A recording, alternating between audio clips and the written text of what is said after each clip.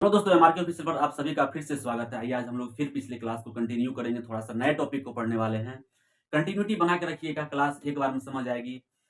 सभी भी जो भी एग्जाम आप देते हैं, जिस लेवल का एग्जाम देते हैं, हर एग्जाम के पॉइंट ऑफ व्यू से ये टॉपिक बहुत इंपॉर्टेंट होने वाला है, इसलिए आप लोग इसको ध्यान से सुनेंगे। दरअसल आज हम लोग पढ़ने वाले हैं यवन आक्रांता के बारे में। यवन आक्रांता क्या है, कहाँ से आए, क्या है इनकी कहानी, इस पर थोड़ी चर्चा करने वाले हैं। दरअसल हम लोग पिछले क्लास में पढ़ चुके थे कि सिकंदर से संबंधित जो भी बातें थी हमने उसको पढ़ लिया था।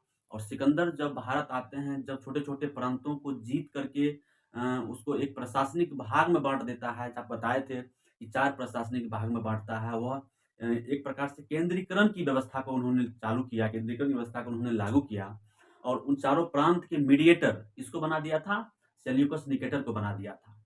लेकिन यूनानी का जिस समय में आक्रमण होता है, यवन आक्रमण जिसमें भारत में होता है, वह मौर्योत्तर काल में होता है। उससे पहले मौर्य वंश का शासन चल रहा था भारत में, और मौर्य वंश के बाद मौर्योत्तर काल आ जाता है। मौर्य वंश जब स्टार्टिंग समय में, जब मौर्य वंश चरमोत्कर्ष का काल माना जाता है, जब चरमोत्कर्ष के समय पे था मौर्य वंश, उस समय हिंद यवन का आक्रमण उसके बाद होता है, जब चंद्रगुप्त मौर्य सेल्यूकस को पराजित कर देता है। सेल्यूकस के पास जो भी क्षेत्र था, उन सभी क्षेत्रों को चंद्रगुप्त मौर्य जीत लेता है। इतना ही नहीं, सेल्यूकस को हराने के बाद अफगानिस्तान तक के साम्राज्य तक चंद्रगुप्त मौर्य ने अपने साम्राज्य को फैलाने का काम किया था। लेकिन धीरे-धीरे मौर्य साम्राज्य टूटता गया, धीरे-धीरे मौर्य साम्राज्य पतन की ओर चला गया। जब मौर्य साम्राज्य का पतन हो जाता है, मौर्योत्तर काल आ जाता है। जब पता होना चाहिए या फिर पता होगा, अगर किसी साम्राज्य का पतन होता है यानी उसकी केंद्रीय शक्तियां कमजोर होती है, और जब केंद्रीय शक्तियां कमजोर होती है तो दुश्मन का हौसला बढ़ जाता है, दुश्मन को आक्रमण करने का एक अवसर मिल जाता है। वही आक्रमण हिंद यवन शासकों का हुआ, वही फायदा हिंद यवन शासकों ने उठाया। आज हम बात कर लेते हैं थोड़ा सा हिंद यवन की। हिंद यवन, ये हिंद यवन दो शब्दों से मिलकर बना है, एक है हिंद, दूसरा है यवन। हिंद और यवन, हिंद से हो गया आपको हिंदुस्तान, हिंदुस्तान, हिंद से हिंदुस्तान। और यवन, यवन दरअसल एक जाति सूचक शब्द है। यवन क्या है? यवन एक जाति सूचक शब्द है। यूनानी भाषा में यानी यूनानी में रहने वाले लोगों को, यूनान में रहने वाले लोगों को यूनानी कहा गया है। क्या कहा हमने कि यूनान में जो रहने वाले लोग हैं उसको क्या कहा गया? यूनानी। और यूनानी को फारसी भाषा में कहा जाता है यौन। ध्यान से समझिए इस कॉन्सेप्ट को। क्या कहा हमने कि यूनान में रहने वाले लोगों को क्या कहा गया? यूनानी। और यूनानी को फारसी भाषा में कहा जाता है यौन। इसी यौन का अपभ्रंश शब्द है जिसको कहा जाता है यवन। क्या है? यवन, यवन। इसी यौन का अपभ्रंश शब्द है जो यवन निर्माण हुआ, यवन शब्द निकलता है इससे। और भारत के लोग उस समय यवन जाति जो थे, यह गांधार के आसपास, कहां पर? गांधार के आसपास के क्षेत्रों में ये लोग आकर के बस गए थे। लेकिन यहां से इन लोगों का जो व्यापार था, पूर्वी भारत यानी पूर्वी एशिया, पूर्व एशिया की ओर इनका व्यापार चलता था। यानी यवनों का भारत आना जाना लगा रहता था। भारतीय इसीलिए यूनानी को यवन कहकर बुलाने लगे। जब यूनानी लोगों के साथ भारत के साथ आदान प्रदान आना जाना लगा रहता था, मार्ग की माध्यम से वह एक दूसरे से जुड़े रहते थे, चाहे वो व्यापार की दृष्टि से हो या फिर किसी और भी मामले में, तो भारतीयों ने उसी यूनानी को यवन कह के संबोधित कर दिया, यवन कह के पुकारा जाने लगा। यूनान, असल बात है कि यूनान में एक द्वीप है। कहां पर? यूनान एक देश है, यह आपको यूरोपीय महादेश के अंतर्गत पड़ता है। यूनान में एक द्वीप है जिसका नाम है आयोनिया। क्या नाम है उस द्वीप का? आयोनिया। यूनान में इस आयोनिया द्वीप पर बसने वाले लोगों का व्यापार मध्य एशियाई के साथ होता था, पूर्वी देशों के साथ इन लोग का व्यापार होता था। इसी वजह से आयोनिया के जो भी लोग थे, यहाँ पर यूनान में ही पड़ता है, तो यूनान के ही लोग हुए ये। जब पूर्वी देशों के साथ इनका व्यापार चल रहा था, इनको यवन कहा गया। भारतीयों की तरफ से भारतीय लोगों ने इसे यवन कहकर संबोधित किया। इसके अलावा अगर हम यवन जाति के बारे में चर्चा करें तो यवन शब्द का उल्लेख कई जगह मिलता है, कई जगह मिलता है। जैसे अशोक के अभिलेख में भी यवन शब्द का प्रयोग मिलता है। किसमें मिलता है?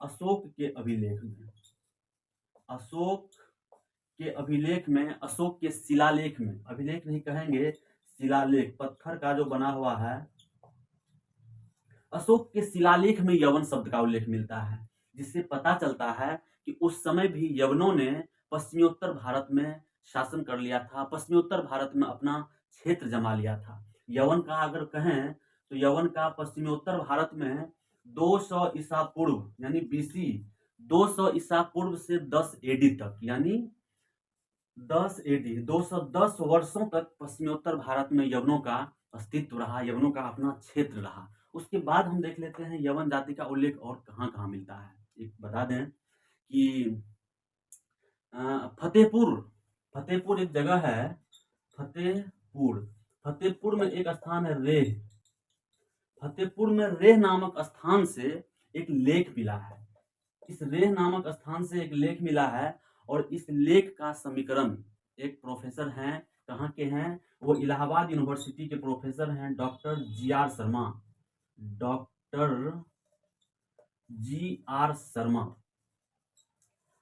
फतेहपुर के रेह नामक स्थान से जो एक लेख मिला है, और इस लेख का समीकरण डॉक्टर जी.आर. शर्मा जो इलाहाबाद यूनिवर्सिटी के प्रोफेसर हैं, मिलिंद से स्थापित करता है। किससे? यवन जो हम लोग पढ़ रहे हैं अभी, यवन राजा, यवन शासक, आगे एक मिलिंद नाम के शासक आते हैं, पढ़ाएंगे उसके बारे में नेक्स्ट क्लास में। वो यवन शासक नाम, उसका नाम क्या है? मिलिंद, यवन शासक। क्या, कौन है ये? यवन शासक, इसका नाम है मिलिंद। तो फतेहपुर के रेह नामक स्थान से जो लेख मिला है, उस लेख का समीकरण इलाहाबाद यूनिवर्सिटी के प्रोफेसर डॉक्टर जी.आर. शर्मा ने मिलिंद से स्थापित किया। उनका कहना है कि यह अभिलेख जो है, यह जो लेख मिला है, इस लेख से रिलेशन मिलिंद से है। मिलिंद पन्ह एक बौद्ध ग्रंथ है। कौन है? मिलिंद पन्ह। नेक्स्ट क्लास में इस पर चर्चा होगी बौद्ध ग्रंथ पर। मिलिंद पन्हों से पता चलता है कि और ये मिलिंद नामक शासक का रेह नामक स्थान पर लेख मिला है, जिसका समीकरण जी.आर. शर्मा इलाहाबाद यूनिवर्सिटी के प्रोफेसर हैं, ये उनका समीकरण स्थापित करते हैं। उसके बाद अगर हम बात कर लेते हैं महाभारत, महाभारत में भी इसका उल्लेख मिलता है यवन शब्द का। अब महाभारत में क्या चर्चा है, क्या बातें हैं, उसके बारे में थोड़ा सा हम चर्चा कर लें। महाभारत की, महाभारत में यवन शब्द का उल्लेख मिलता है। इसमें महाभारत कहा गया है कि महाभारत का जब युद्ध चल रहा था कौरवों और पांडवों के बीच, तो ये यवन लोग पांडवों के विरुद्ध युद्ध में लड़े थे, यानी कौरवों का साथ दिए थे। ये लोग किसका साथ दिए थे? कौरव का, कौरव का साथ दिए थे ये लोग। और कहा जाता है कि ये जो यवन जाति हैं, ययाति पुत्र तुर्वस के वंशज हैं। महाभारत में ये सब वर्णन मिलता है।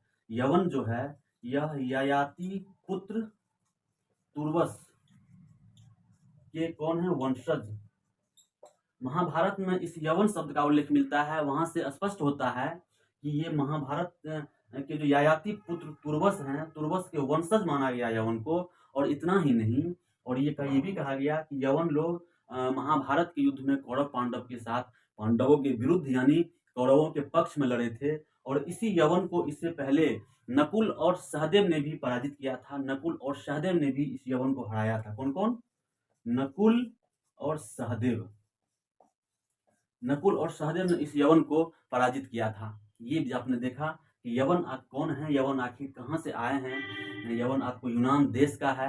ये लोग आकर के गांधार क्षेत्र में बस जाते हैं, और गांधार क्षेत्र में बसने के बाद इनका रिलेशन, इनका संबंध पूर्वी देशों के साथ व्यापार के क्रम में होता था। इसीलिए भारत इसको यवन कह देते हैं। और हमने क्या जाना, यवन शब्द का उल्लेख अशोक के शिलालेख में भी मिलता है। उससे पता चलता है कि अशोक के टाइम में भी यवन लोग अपने पश्चिमोत्तर भारत में कुछ न कुछ क्षेत्र को बना लिया था, अपना जमावड़ा वहां पर स्थापित कर लिया था। और यवन शब्द का उल्लेख फतेहपुर के रेह नामक स्थान से मिला।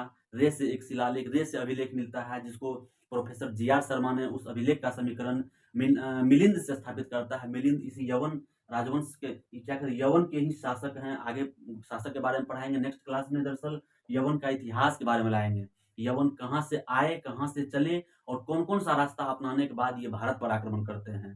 आज की वीडियो में दरअसल सिर्फ यूनान के बारे में, यवन के बारे में एक चर्चा था। और मैं बता दूं, हिंद यवन जो हम कहते हैं, हिंद यवन, ऐसा यवन शासक, ऐसे यवन के लोग, ऐसे यूनानी लोग जो हिंदुस्तान में आकर हिंदुस्तान की धर्म, संस्कृति और सभ्यता, क्या कहा हमने, ऐसे यूनानी लोग जो हिंदुस्तान में आकर हिंदुस्तान की धर्म, संस्कृति और सभ्यता, धर्म, संस्कृति और सभ्यता को पूरी तरीके से अपना लेते हैं, उन्हीं लोगों को कहा गया क्या, हिंद यवन। तो आपको कंसेप्ट हो गया, क्लियर हो गया होगा आखिर ये हिंद यवन है कौन। यवन शब्द की उत्पत्ति कहाँ से हुई है, यूनानी शब्द से हुई है। फारसी भाषा में यूनानी शब्द को यौन कहा जाता है, उसी यौन का अपभ्रंश शब्द है यवन। यवन इसीलिए कहते हैं हिंद यवन। तो आपको शायद समझ में आ गई होगी, क्लियर हो गया होगा कि यवन शब्द क्या है, क्या मतलब होता है, यवन शब्द का उल्लेख किन किन ग्रंथों में मिलता है और सभी ग्रंथ क्या कहते हैं। यवन, एक बात बता दें कि यवन शासक, हिंद यवन के जो सिक्के हैं, भारत में इनके सिक्के भी मिले हैं। इनके सिक्के की बात करते हैं तो आप पश्चिम भारत ले लीजिए, पश्चिम भारत, उत्तर भारत और मध्य भारत। क्या कहा हमने, पश्चिम भारत, उत्तर भारत और मध्य भारत में इस यवन जाति के, यवन, हिंद यवन शासकों के सिक्के मिलते हैं। क्या मिलते हैं यहाँ से, हिंद यवन शासक के सिक्के, काफी सिक्के मिले हैं इनके, खास करके पश्चिमोत्तर, उत्तर और मध्य भारत से हिंद यवन शासक के काफी सिक्के मिले हैं। और इन सिक्के की भी कुछ खास बात है। इनके अलावा हिंद यवन शासक जो थे, इनके सिक्के को द्रम्य कहा गया है। क्या कहा गया है, क्वेश्चन में, एग्जाम में बार बार यह शब्द आएगा, आपको अच्छे अच्छे एग्जाम में क्वेश्चन पूछा गया है। ये क्या कहा गया कि हिंद यवन शासकों के जो सिक्के थे, उन हिंद यवन शासकों के सिक्के को द्रम्य कहा गया। क्या कहा गया है, द्रम, द्रम। हिंद यवन शासक के सिक्के को द्रम कहा गया है। और ये जो हिंद यवन लोग हैं, यूनानी लोग हैं, ये लोग अपने आप को, अपने देश को ये लोग एल्लास कह के बुलाते थे। क्या कहते थे, एल्लास। टॉपिक को ऑप्शन में आपको ये चीज मिलेगा कि यूनानी क्या कहते हैं, हिंद यवन शासक अपने देश को क्या कह के पुकारते थे, अपने देश को क्या नाम से बुलाते थे, तो क्या कहते थे, एल्लास, लल्लास, एल्लास। तो ये चीज आपको पता हो गया कन्फर्म। उम्मीद है आपको ये क्लास पूरी समझ में आई होगी। दरअसल आज मुझे सिर्फ इतना बताना था कि ये हिंद यवन शब्द का मतलब क्या होता है, हिंद यवन बोलते क्यों हैं आखिर। अब नेक्स्ट क्लास जब आएगी तो हिंद यवन शासक के बारे में आएगी, हिंद यवन कहाँ से चले, किन किन रास्तों को अपनाकर उन्होंने भारत पर आक्रमण करने की कोशिश करी और आक्रमण सफल भी रहा। इनके शासक को अगर आप पढ़ेंगे क्रमवार, कौन कौन से शासक आए हैं, तो आपको पूरी तरीके से समझ में आएगी इनकी शक्ति कैसी थी, अपनी शक्ति का इन्होंने प्रसार कैसे किया भारतीयों के खिलाफ, अपने शक्ति का इन्होंने इस्तेमाल कैसे किया अपने दुश्मनों के खिलाफ लड़ने में। और इसलिए आज इतना महत्वपूर्ण टॉपिक हो जाता है कि हर एग्जाम यहाँ से क्वेश्चन टच कर ही लेता है मिला जुला के। तो इसलिए जानना जरूरी है डेप्थ में। उम्मीद है आपको समझ में आई होगी। नेक्स्ट क्लास में हम हिंद यवन शासकों के इतिहास को, उसके सारे क्रमानुसार अध्ययन करेंगे। मिलते हैं नेक्स्ट टॉपिक में। फिलहाल जय हिंद।